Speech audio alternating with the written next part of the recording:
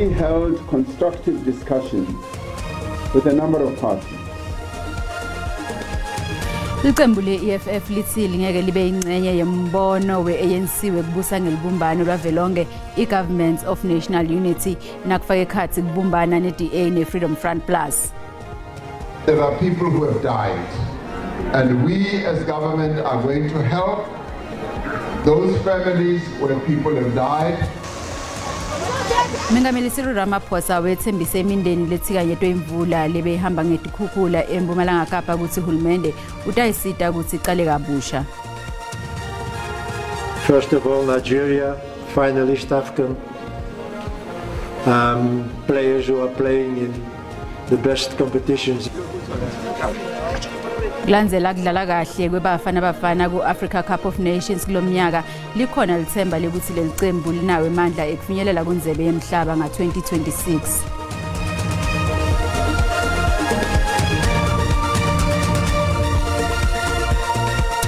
Nshona kanjalo-ke langa lesihlanu lilanga sikubingelele mbukeli sikwamukele etindzabeni tesiswati lesitetfula.com like SABC. Ungakhohlwa mbukeli ukuthi leti ndzaba tiyatfolakala ku-YouTube, Facebook, X naku-SABC Plus.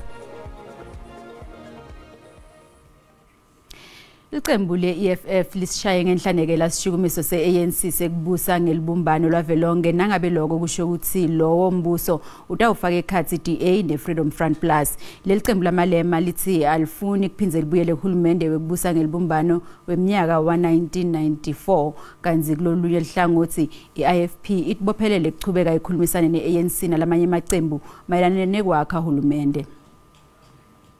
We have already held constructive discussions with a number of parties, the Economic Freedom Fighters, the Inkatha Freedom Party, the Democratic Alliance, the National Freedom Party, the Patriotic Alliance.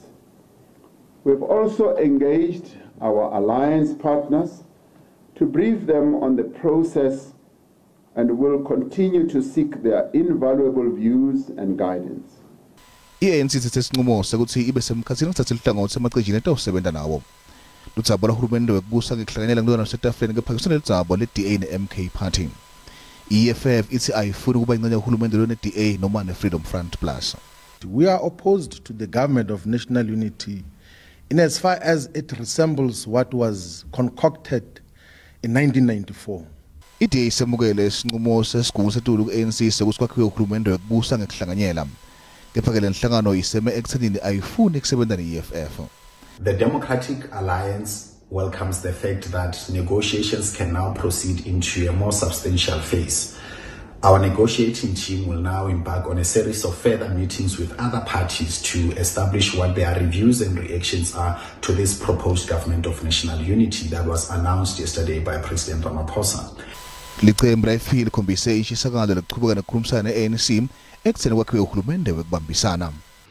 Accordingly, the IFP Coalition's task team resolved that the ANC must be given space and time to apply its mind and consult further. In light of the announcement made by the ANC last night pronouncing a Government of National Unity as its preferred option, the IFP Coalition's task team will now engage with the ANC and other parties further and report back to the IFP NEC on Monday 10 June 2024. Liqembu le-EFF liphindzelela libito kumaqembu epolitiki ukuthi avumele MK Party kuze kube ngiyo lahamba embili kwakhena uhulumende KwaZulu-Natal njengoba ngiyo lethola imvoti lamanyenti kulesa sifundza. Lo mholo lusha lwe-ANC Colin Malachi uthi le mphumela lokhetho lakamva ikumlayeto lovela kubantu bakuleli kubumbana ngaphansi kwemgomo munye kwakha umphakathi longacwasanga kwebuhlanga. Bengamela ANC Cyril Ramaphosa itolomba methele ukuthi iqembu lakhe libuke kwakha uhulumende wekubusa ngekuhlanganyela namaqembu epolitiki lahlukene. We will be inviting everyone who is ready to implement the nation building principles of this country, and anyone who wants to come in who believes in that, we work with them. We are not arrogant and we are not going to be choosy. Zophathile bekansel tonsele emuva kuba ingcenye inkulumo ligcina livuma kuyinika indlebe i-ANC. Leqembu lithi litawulela imbono levetwako kepha libe libeke embili timfuno telinyenti lebantu bakuleli ikakhulukati labamnyama. Discussions. The question is, can they formalize it? And that's what we're waiting for. If they send us a letter in the form of a request to engage, we'll engage accordingly. Isandile Swana uthi uhulumende wekubusa ngekuhlanganyela njengesinyathelo sesikhashana kuya embili kutawusebenza. Kepha uthi ingabe kutawukhonza iminyaka lesihlanu lokho sengilenye indzaba. Uthi ngaphambilini uhulumende wekubusa ngekuhlanganyela emkhathini kwe-ANC na-National Party awuzange udonsa ngisho iminyaka lemibili. Temporary step to move forward, it will work, but whether a government of national unity will finish the term of 5 years is another question altogether, because indeed the first one by 30th of June, I think it was 1996, the National Party made a decision to move away from the government of national unity just over 2 years. It lasted about 2 years, and then Van Schalkwyk came and tried to give it a little bit of life, but it didn't last long. Lole bekangenele likhetfo ngekutimela anelemda uthi ikhomishana yelikhetfo iIEC ikhombise kungabi nandzaba nalabangenele likhetfo ngekutimela uthi leli khomishana belingakakulungeli kusebenzisa kahle labangenele likhetfo ngekutimela futhi belingana tinhlelo abekhuluma nebetindzaba eJozi kanzi uthole 3725 wemavoti langakunika sihlalo eParliament. Lebangenela ukhetho ngekutimela anelemda uthi iIEC beyangakulungele kubukana ngcono nalabo batimele elukhethweni uthi le commissioner beyinyandela uma kufika indzaba ezicondzane nabo. There is absolutely no reason why IEC did not have an equivalent structure of PLC that was specifically for independent candidates. There was no reason why IEC incorporated independent candidates to the PLC structures when you are dealing with people of unique interests, people that you don't even have a precedented experience that you can draw from and say, this is what in the past has happened. We had no way of accessing IEC as independent candidates. Our issues had no ear that was ready to listen to. Uthi ke mdawuta uchubane kwesekela labo labatimele elukhethweni aphinze esekele lushintsho. Time has come for us to recognize that independent candidates are here to stay. We will not be silenced or marginalized by party politics or bureaucratic red tapes. Elutsabeni lokusebenza kwambisana mda uthi dinyenti inhlangano tepolitiki letifike kwedamkhulumisa noma kunjalo uthi akajali ukuthatha sinqumo njengoba afuna ukuqinisekisa ukuthi leso sinqumo sihambisana netimiso takhe. Sikubutile ke mbukeli ukuthi ingabe unalo yini lwati nobe uyayiconza iGovernment of National Unity umbono wakho uyalandzela. Cha mina ngizobe ngiqala ukubona uhulumeni obusa ngokubambisana ukuhlangana kwamaqembu bephume bebe uhulumeni oyedwa. iGovernment Unity ngeke kuba yona inhle kodwa ke ndayibona eGqeberha ePE zange yasebenza kwase kwaliwa into eyenzekayo nangoku ndinalo ukuloyiko mhlambi zingakho ingqwabangqwa. National Unity kusho ukubambisana kwamaqembu kufana njengabo EFFDA, ANC, MK kanjalo. So manje ngombono yabo ayifani kuzoba inkinga ngeke ibe khona le National Unity. Mina nje kwamngempela ngicabanga ukuthi angiqondi futhi anginalo ulwazi leGovernment of National Unity engicabanga ukuthi kulonyaka shuthi umuntu usazofunda lokhulu njengoba kade sibuya oketheni nje kuyacaca ukuthi ziningi izinto esizofunda nesingazazi singabahlali basemzansi. Ilwadi asinalo ngalohulumende walivelonke lobumbene kepha uma tinhlangano dingakhona kubambisana kucedza kuphuye nekuswelakala kwemisebenzi. Wabona labaholi lekumele ngabe ngibo lebacala lento kucala bavisisana kwangazuthi kwabona abayivisisi futhi nabo abafuni ukuvisisana ukuthi into lebatayenda kanjani ngakho nathi seyigcine ifika la industry dakho. Lona ke ngumbono wembukeli SABC ngeke ethweswa kudiphendulela ngawo. Qhubekele embili ke ngetindzaba tepolitiki ngetindzaba tepolitiki nekuthikiwa njani embili kusuka elikhethweni sinemhleli wetepolitiki SABC ngumzwandile Mbeje. Asibonge umhleli isikhathi sakho sikubingelele sikwamukele etindzabeni. Sibingelele nababukeli. Mhleli kushubile kutepolitiki kuhambe embili nalelidzaba leGovernment of National Unity. Ungachazela mbukeli ekhaya ukuthi silwane sini leGovernment of National Unity? uzokhumbula ukuthi mhlambe bazokhumbula ababukeli mhlambe labasebethe ukukhula ukuthi ngo1994 ngesikhathi sithola intando yeningi ngokuqala uhulumeni owabakhona lapho owaholo uMandela kwawuhulumeni wobunye lokho kuthiwa iGovernment of National Unity lokho ukusho ukuthi amaqembu ezepolitiki akusho lutho ukuthi mhlambe athole amavoti angakanana kodwa isinqumo sezwe ukuthi ngoba basebenzela izwe bonke bazonquma ukuthi behlangane yiyo ke lento ke esho iANC ukuthi naphezulu ukuthi ke sivotelwe ngendlela esivotelwe ngayo alikho iqembu lelathola ubuningi obukwazi ukuthi bezibusele ngokwabo ingakho ke bethe cha ngoba abantu baseNingizimu Afrika bakhulume kanje asivele sihlangane senze uhulumeni wobunye so mehluko emkhathini kwayo necoalition uyini umehluko ke ukuthi uma icoalition lokho kuthiwa uhulumeni wokubambisana iANC njengoba ithole u40%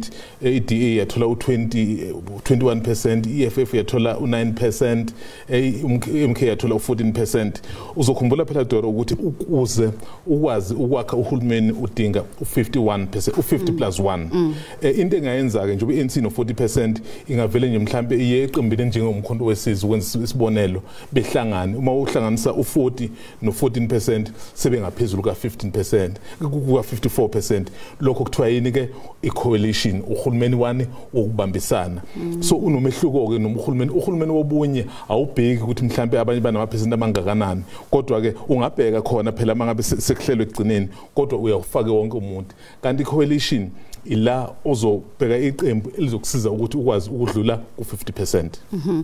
Mhlali ngikuchubekela masichubekele embili singalinzela ukuthi kwendekeni futhi ke utawubekwa nini mengameli lomusha. Njoba wazi ukuthi ngokomthetho sisekelo umthetho ucacise ngokusobala ukuthi ufune kwenzekeni uma ngabe ke imiphumela isikhishiwe ngokusemthethweni njoba ikhishiwe ngesonto kuneyinsuku eziyishumi 14 okumele ke zilandelwe ukuze ke kwakhiwe iParliament mangabe kufanele lakhiwe esikhathini ezisizinsuku eziwu14 uma ngabe lihlala ke iParliament okuqala umsebenzi walo wokuqala kufanele wenze ukuthi kumele likhethe umongameli uzothi ke mangabe sekhethiwe umongameli iParliament mangabe selihleli emva kwensuku eziwu14 umongameli ke kumele egcotshwe einsukwini engake einsukwini ezinhlanu lokho kuthiwa ke ukugcotshwa komongameli lokho kwenzeke ePitoli uma kuukuthi mhlambe lamaqembu awavumelana kwenzeke konke lokho kuze kuphele izinsuku eziwu30 kungenzeke lutho lokho umongameli okhona njengamanje unelungelo umthetho sisekelo uthi akalihlakaze iParliament uqalwe kabusha kubewe okhethweni kodwa angicabanga ukuthi kuzofika lokho nje base ngishilo nje 14 days insuku eziwu14 uma ukuthi ke akuhlangane umongameli ke emva kwensuku eziwu30 uyahlakaza kodwa ngokubona kwethu siyabona ukuthi mhlambe kuzokwenzeka ukuthi umongameli ekhethwe emva kwensuku ezinhlanu egcotshwe emva kwalokho ke bese phindele iParliament evula iParliament ngokusemthethweni. Nayi leliphela lelingafuni ukuphuma endlebeni kuletemnotho lidzaba lokuthi irandi ngasiwa kunelicembu lelifuna ngeta noma ngithi lelisikita kungena irandi liyandengandenga ngekubuka kwakho lo hulumende weDA neANC ungabambisana utawusimama yini irandi uzokhumbula phela uma uzobheka iANC neDA iDA ikakhulukazi ibonakala njengeqembu elihlangene kakhulu nezimakethe uma kungathiwa kuhlangana iANC neDA lokho kuthiwa iGrand Coalition okusho ukuthi ke kuyoba lula kwaba amabhizinisi ukwazi ukuthi kwenzekani irandi angicabanga ukuthi liba nenkinga mangabe kubhekene nalezi zinto ngoba futhi vele amaqembu njengoDA imigomo yabo ihambisana nazo izimakethe. Asibonge kakhulu umhleli isikhathi sakho. Sibonga kakhulu. Ngumzandile Mbeje umhleli wethu wetindzaba tepolitiki lapha eSABC asithi fahla nje ngetepolitiki ukuthi kwendekani kembili. Kanzi ke nasichubeka netindzaba tethu umengameli Cyril Ramaphosa wethembise ukuthi itakhamuti taseNelson Mandela Bay wethembise ukuthi itakhamuti taseMandela Bay letitsinzekile ngesikhathi setikhukhula titawumikiswa etindzaweni tekufihla inhloko tesikhashana akhulume holeni lemphakathi eKariega. Ramaphosa uthe uhulumende utawulekelela lemindeni yakhe kabusha nalaba labashonwele futhi uhulumende utawalekelela ukuthi tinintabo tifihlwe ngesizotha. Ngabese Ramaphosa wethembise imindeni ledzilekela tindle eMpumalanga Kapa kulandzela likhukhula ukuthi uhulumende utayisita. Mengameli uvakashele lenza ukulandzela ukuthi imindeni lengaduli kwetinkulungwane letitsatfu udzilekele tindlu tayo washona nalabalishumi. Ramaphosa uthi uhulumende utawusita ngcoba bonke labashone ngenxa letikhukhula kufaka ikhatsi nalabo abakwaZulu Natal. There are people who have died, and we as government are going to help those families where people have died, and our social welfare department is going to support those families as much as we possibly can and make sure that burials do happen. Nengamela uPhinzonda libito lekuthi nemkhakha lotimele ungenelele kusita kulesimo. Uthi simo lesifute lesi sidinga tandla letimbili. Ramaphosa wethembise bonke labakhahlamedekile ukuthi batawukholisaliswa endzaweni yesikhashana bathole nalo lonke lisito labalidzinga komo. Now those people who have become displaced, who have lost their homes, their property and everything else, we are going to make sure that yes, they are put in a safe place and moved from that safe place to temporary accommodation. Ekubuya kulenza watohlola Simon Hlalom. Ngivuselelo lubisi etindzabeni SABC.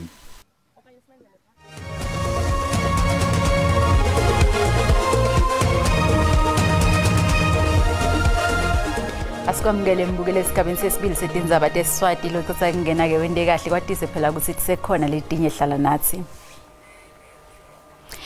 Labemba umnotfo waphasi ngalungemthetfo baphathisa emaphoyisa netakhamuti taseSabi eMpumalanga ngenhloko lihlelo lemaphoyisa lolubitwa ngeOperation Vala umgodi lugaleleke kuleyandzawo lavala indzawo lebe inemshini yekugeza ligolide nesiliva la ivala lacoca nemshini nebutsi lebe busetshenziswa takhamuti tithi letigila mkhuba betiphatamisa kusebenta kagezi phindze tingcolise emanti emfuleni.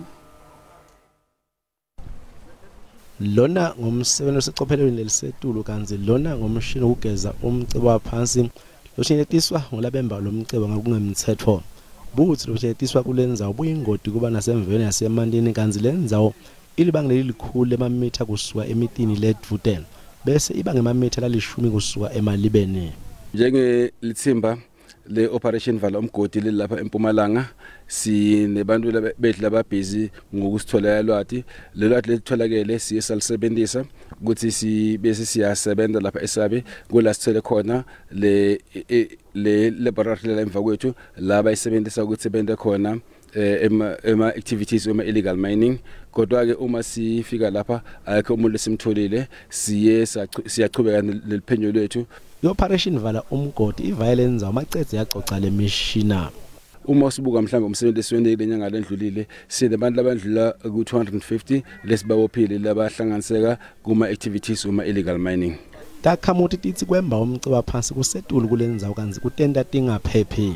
Yang affected kakhulu because of labantu basivalela lamathuba yema tourism ukuthi abantu bezelana for tourism and also disturb kakhulu ku community in terms of electricity namanzi. Salali kahle la etindlini tethu sesiyathuka ngabe le mine kuhamba phasi. Emaphoyisa aqinisekisile ukuthi kukhona batawuboshwa masinyane.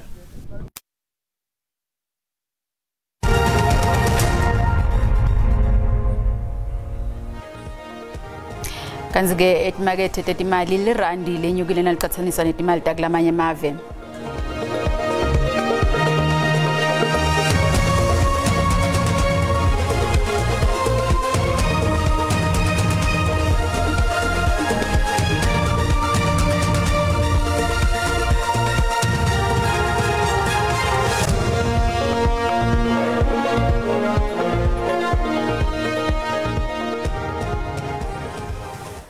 Kanzi ke kutemidlalo kulandzela kudlala kahle kwebafana ku-Africa Cup of Nations kulomnyaka likhona lithemba lekuthi lelicembu linawe emandla ekufinyelela kundzebe yemhlaba nga-2026 ibafana itawutfula netulu neNigeria lamhle ebusuku emidlalweni yokuhlungela indzebe yemhlaba nga-2026 lo mdlalo utawudlalwa kule Nigeria e-Uyo.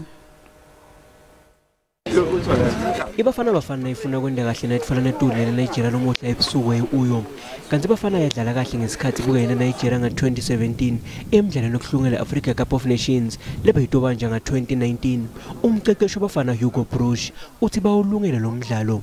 First of all, Nigeria finalist, players who are playing in the best competitions in Europe. At the other side, we saw also what we can do against them on AFCON. Umdlalo lolandzelako iBafana itawutfulana leZimbabwe eBloemfontein ngalesibili emidlalweni okuhlungele indebe yemhlaba nga-2026. If we are confident enough on Friday, the good mentality that we always show, I think we'll get the results over Nigeria. Umgadli wabafana iHam Rainers uthi noma bahlose kuthola amaphuzu lamane kule midlalo lemibili batawudlala ngokutikhandla. If we can get the win, I'll be happy, but if we get a draw, then we had to focus on the next game because like the coach said, they won 4 points out of the 2 games. So even if you can get 6 points, you never know what can happen. Lo mdlalo wabafana leNigeria utawusakazwa bukhoma ku-SABC 1 na ku-SABC Sports lomuhla ebusuku. Asesisishelele Mbombela sive ukuthi Sibusiso Mahlalela usiphathele tiphi lethambe embili kulethume embiteni kuligwalagwala FM Mahlalela kushubile kutepolitiki kulelive uphethe tiphi mnakethu. Kunjalo lamabuza lishoni lezibusela kwekena kumbukele ekhaya sipheze ke dzaba litsika abantu intona ke dzaba tepolitiki kulelive njengoba ke seveleke kunembono wakhe wahulumende welibumbano kulelive leNingizimu Afrika lokunguhulumende kenyeni lebandla eliveta kusike alusekeli nobeke alihambisani naye ngetuluka lokho lamayeke imalunga enhlangano MK Party kulesifunza eMpumalanga avalise ukuthi akakusekeli kubeka ngalu kabusha kwemhlelembisi lomusha walenhlangano MK Party kulesifunza seMpumalanga kanti ke simeme nalo lebekase angeneleke likhetho ukuthi mela anele mdaka ukuthi ke sitawuva ukuthi intiphi inhlangano leseveleke icale ixoxisana nokuthi kwakhweke uhulumende welibanjiswano kuloke lelive leNingizimu Afrika letinyathelo insimbi yesithupha kumsathu kwala FM zimali kushaya iqobela insimbi yesithupha nobe insimbi yesikhombisa kuhlelo letiphuma embiteni ngibuyekela amabuza nesetizambu kuwe ke nelithimba lakho eJozi. Asibonga kakhulu Mahlalela digucela lapha ke dalamuhla siphinde sihlangane ngalokutako imbele sondwa ayibengilenhle.